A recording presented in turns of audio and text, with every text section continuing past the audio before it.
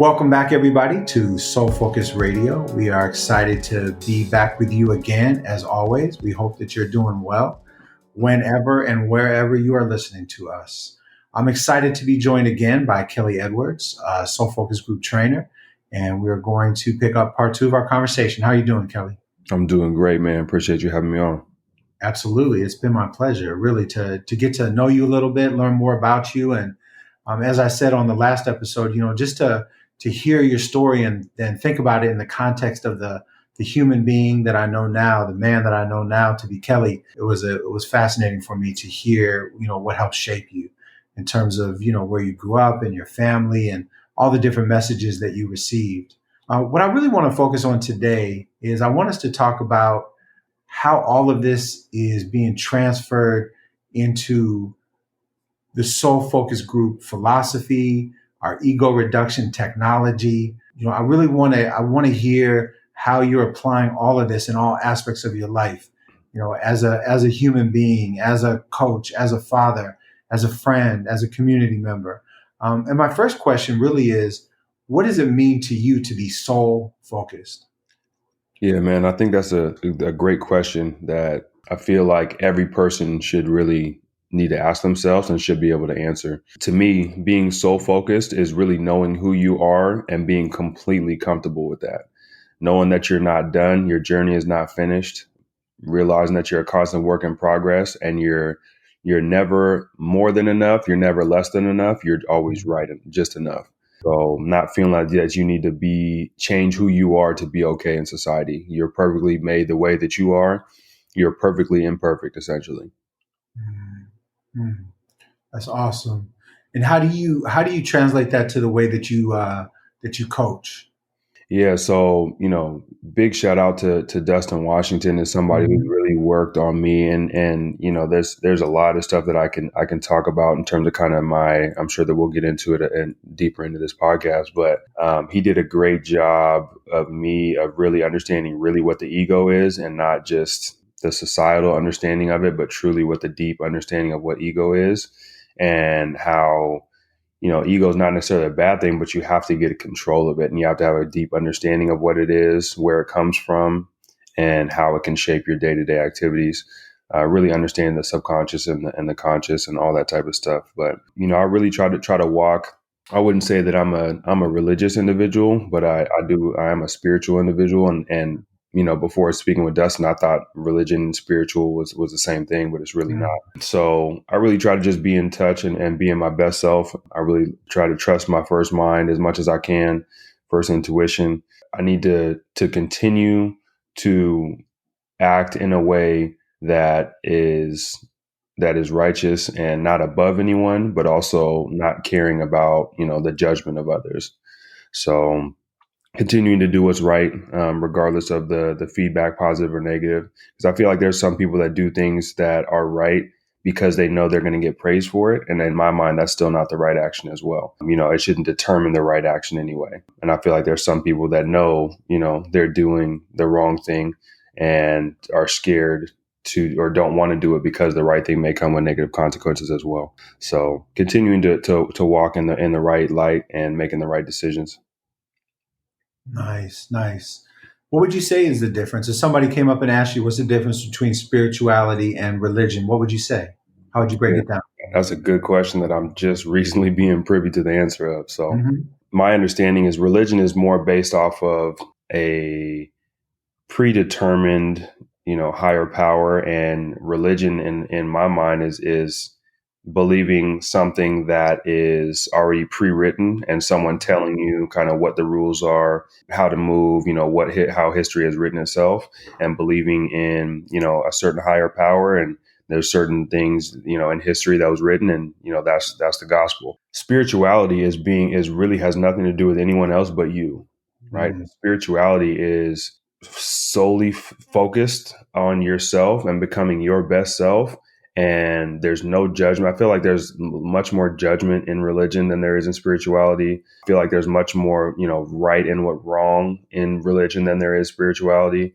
And I feel like so much of right and wrong is subjective depending on the situation.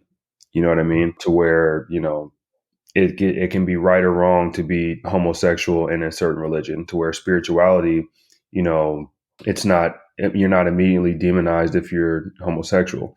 Mm. So, just stuff like that is something that I can relate with more.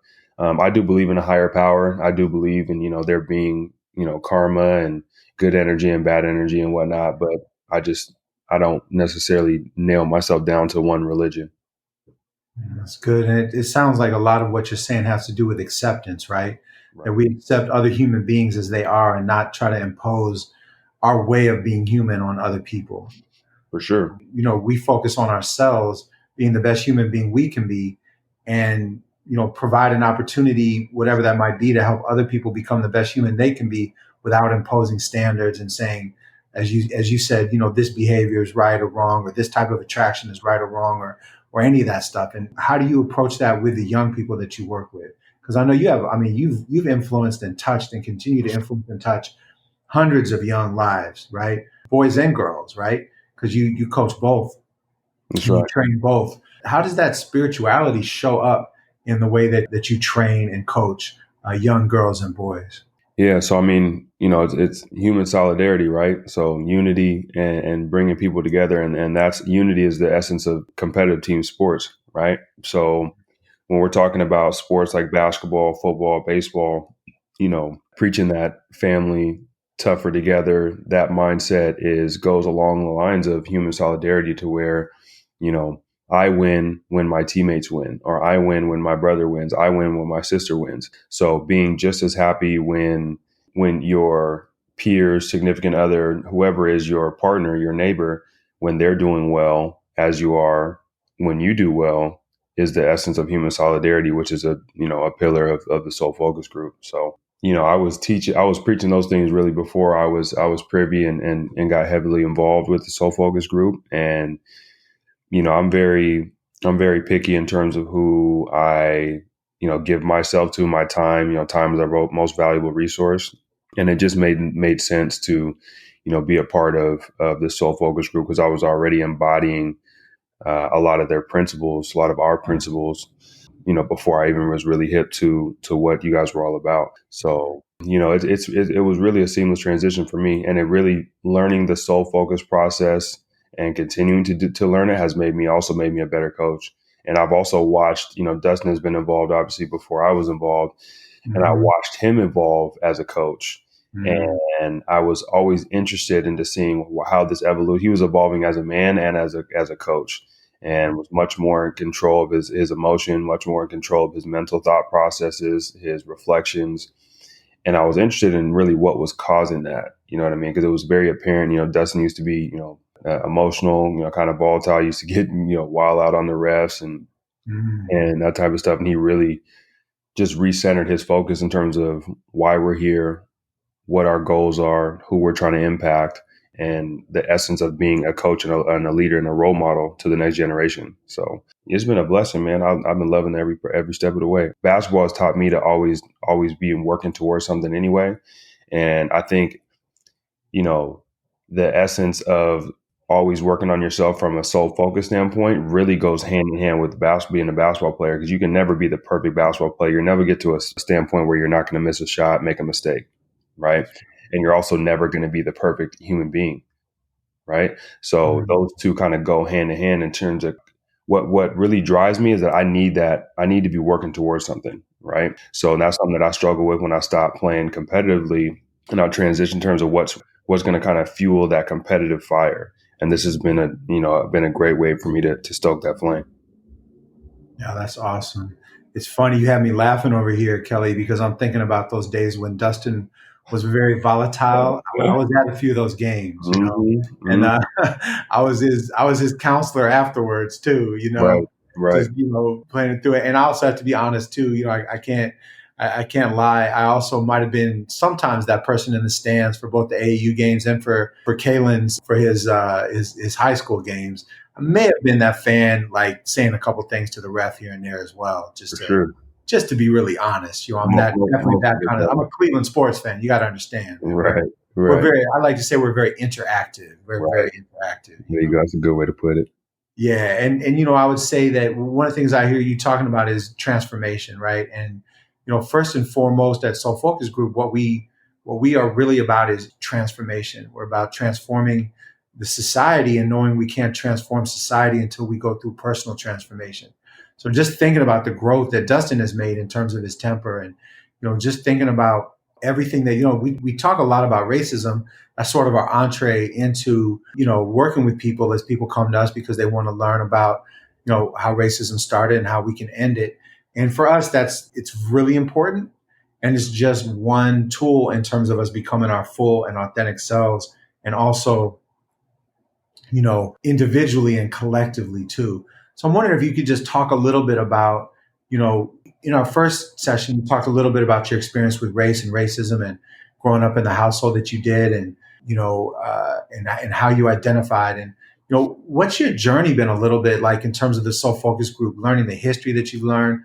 Tell us a little bit about the transformational journey that you've taken around race and racism in your life.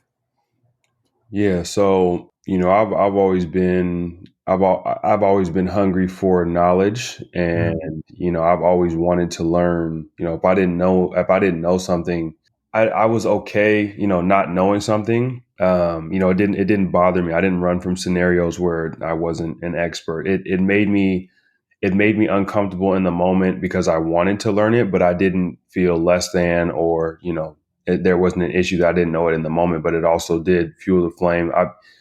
If you anybody who knows that I ask a lot of questions, right? Just in general, like I want to know, right? I'm not just asking for small talk. Like if we're having a conversation, like I will ask you questions until I fully understand exactly every detail what you're talking about. And that's been a positive for me overall, for sure. That I feel like one of the most powerful things in the world is to ask questions. I feel like way too many people just kind of are okay with halfway understanding something and moving on, and not being comfortable with getting a full understanding because they feel like it's going to be a stupid question or whatever. And I want to know. I need to know. It's been a great experience. Like I said, it's impacted so many different things, and it's impacted me as a parent.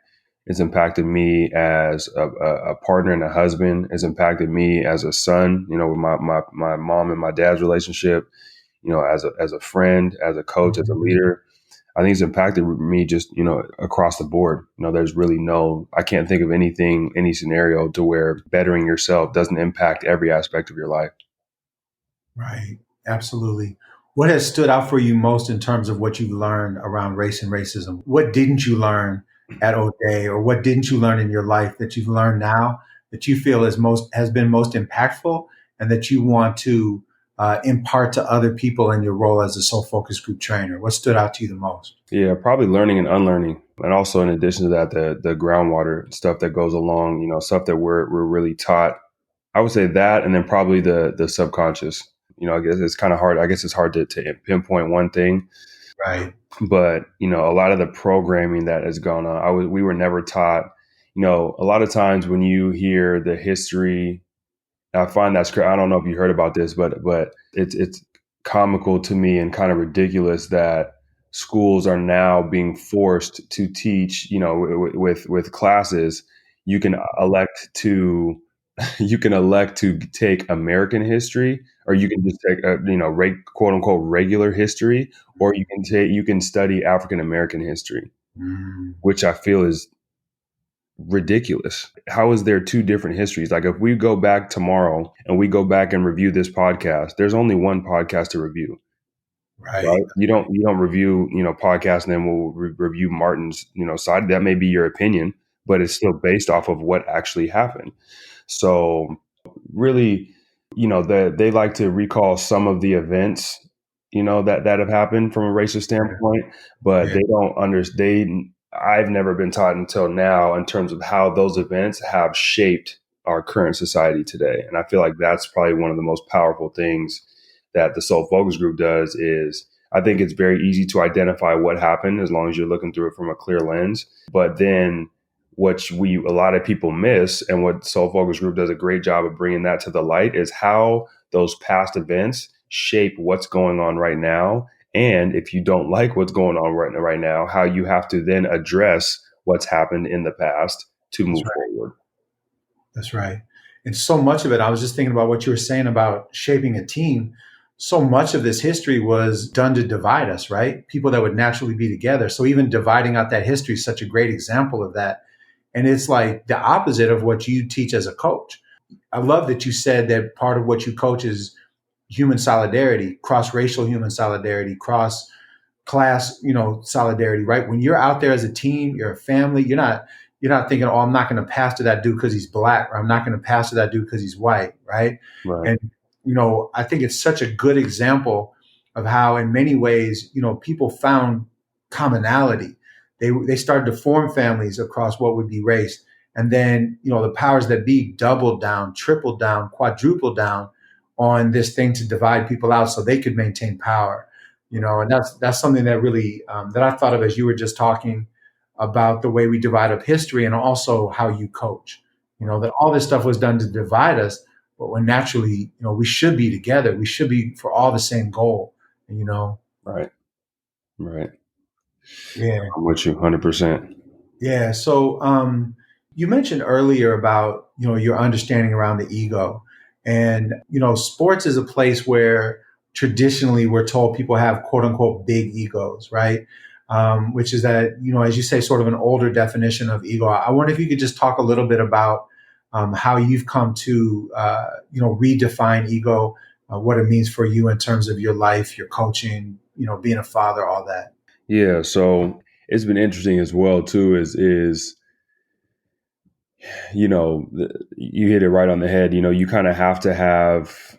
I was actually speaking with somebody yesterday about Isaiah Thomas and Washington's Isaiah Thomas, Mm-hmm. and how going into the elite, when you're going into the best 400 players in the world in anything, you have to come into that mindset that you're the best, even if you're the 400th best player there.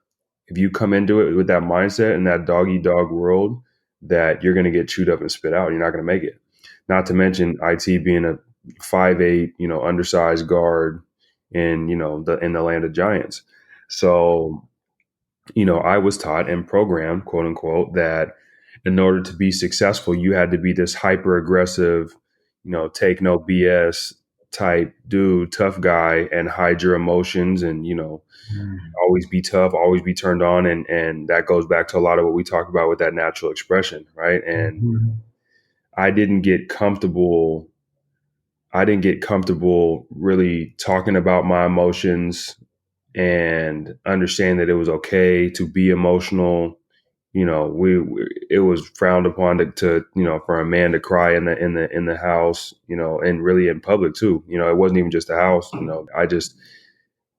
No one ever really told me that, but it was implied through my experiences, right? Nobody said you better not cry, right? My dad may have said that, when he was disciplining me or what, but from a societal standpoint, that was the label that I felt like I had to step into and I had to perform under. And I didn't even realize I was performing until realizing what the ego was, what, societal pressures were, and, all that type of other ridiculousness. That's not real, right? It's real, in terms of it really happening, but it's not a real thing in terms of it's false. It's not true. And not only is it not false, it's detrimental if you do live that way. And eventually it's going to bottleneck, and you're going to explode. But for me, understanding the ego, understanding my ego, a lot of the ego is so, I always associate ego with a conscious decision making, right? Like that you're consciously stepping into being the alpha male. You're consciously being the best. You're consciously having this attitude with yourself, when really 98% of the ego is subconscious and your programming. So, understanding how to tap into your subconscious programming, it takes a long time to train your subconscious, right? Because it's instinctual, right? It's your first reaction to something. So for me, it's been a challenge that I've welcomed and that I've loved, working on, because I'm a challenge oriented person. I love challenges, but it's been a challenge to, if I, with basketball or with any other sport and studying something, you can just kind of hammer it and you can study it until you know it like the back of your hand.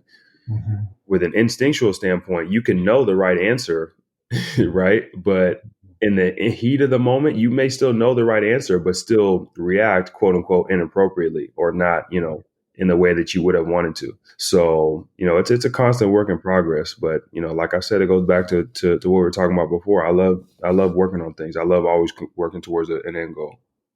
Yeah, that's beautiful. That's beautiful. And I think, from knowing you, I really believe that that evolution is one of the things that's making you such a good leader right now. For sure. And, and also in shaping other leaders, just being able to model and show like a different kind of masculinity, a different kind of way to be a man, and yeah, I think that what's really standing out to me is you have an openness to the world to learn. And learning isn't just learning factual things, right? But learning is also learning new ways of knowing and being. And that ego reduction piece is so strongly about being out of that place of comparison and making yourself bigger or smaller and just being, as you said earlier, just being equal, 100% equal to yourself. Mhm. I'm really feeling like you're embodying that. You're living that. You're not just saying that. And one thing, if I may, you know, understanding, equality, right? So there's also that can also be a double-edged sword, right? And I was talking to Dustin about this, is that, I've had to remove people in my life that weren't on the same wavelength as me. And that's not myself putting myself above anyone in terms of thinking I'm better than anyone else. But Hmm. there's also will be people that you come across in your life that are not on the same wavelength and don't serve you. And when I say serve you, I don't mean that I want you to be my servant, but all relationships need to be mutually beneficial, and you need to be growing from both sides of the coin. So understanding that you are equal and we are all equal and created equally and whatnot, but I'm different than everyone.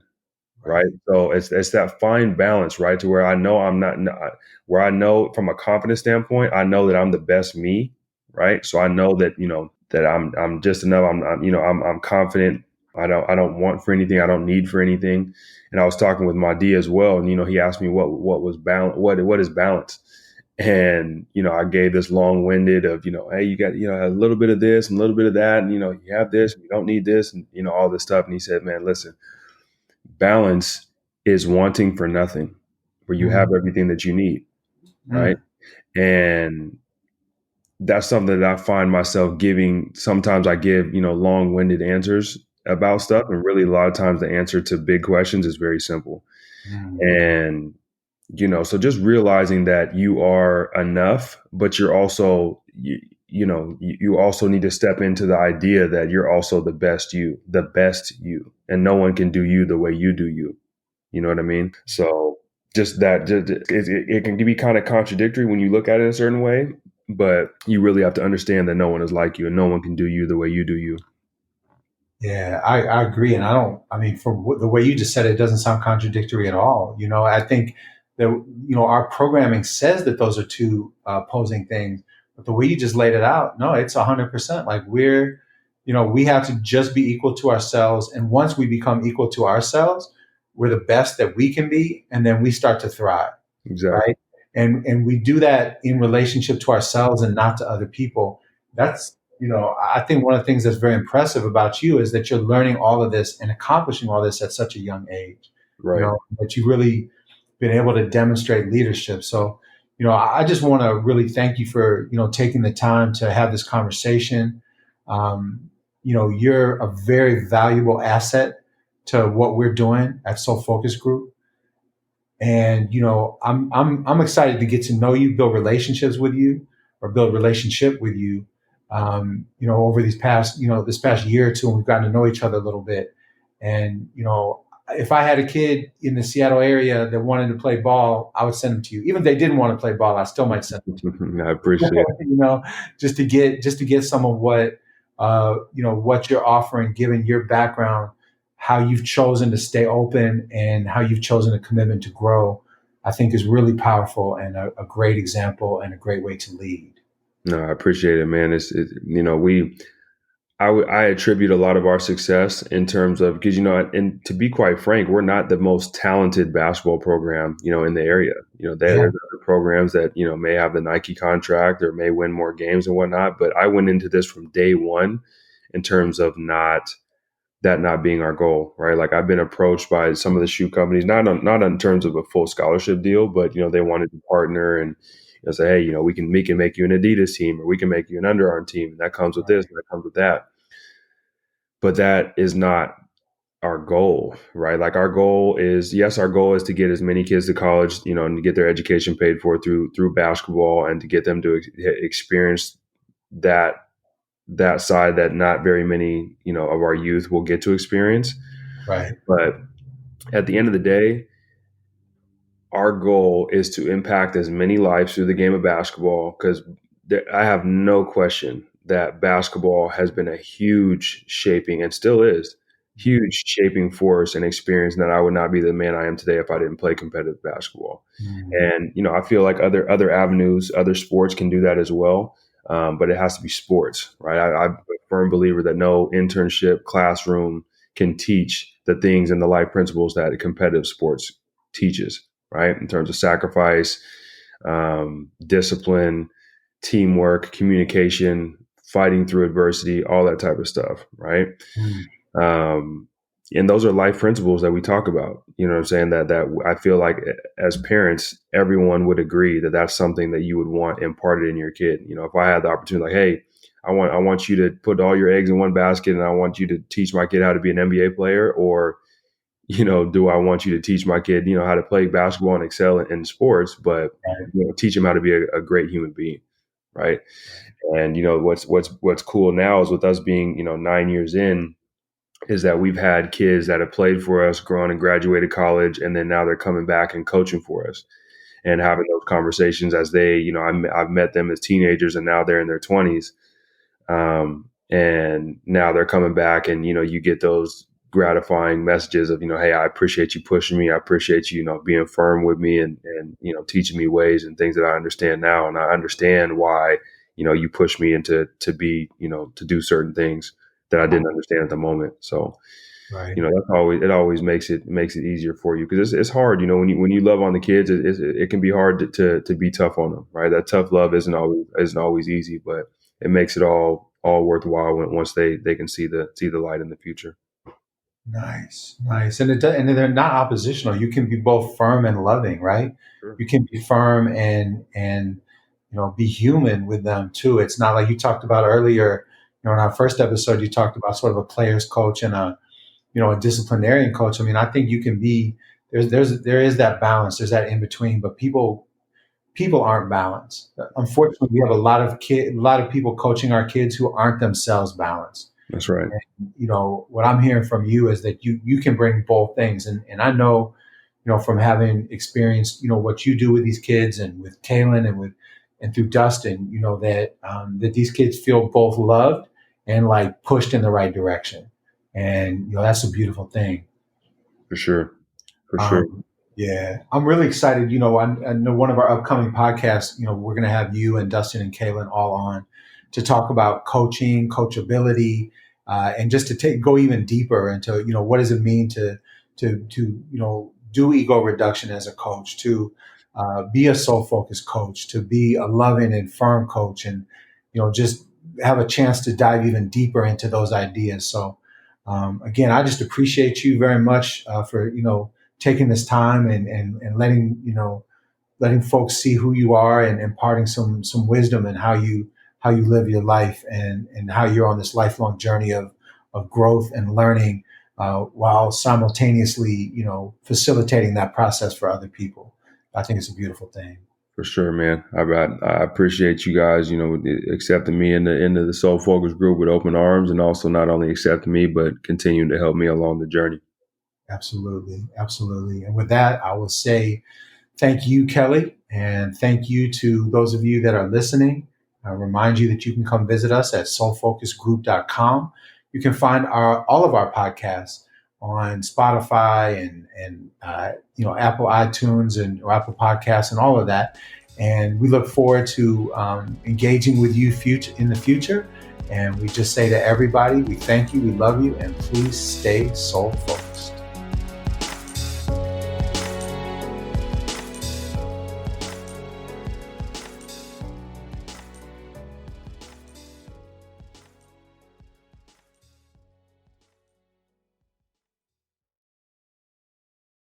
If you wish to support and represent the Soul Focus Group, check out our apparel store at our website, www.soulfocusgroup.com/shop. If you would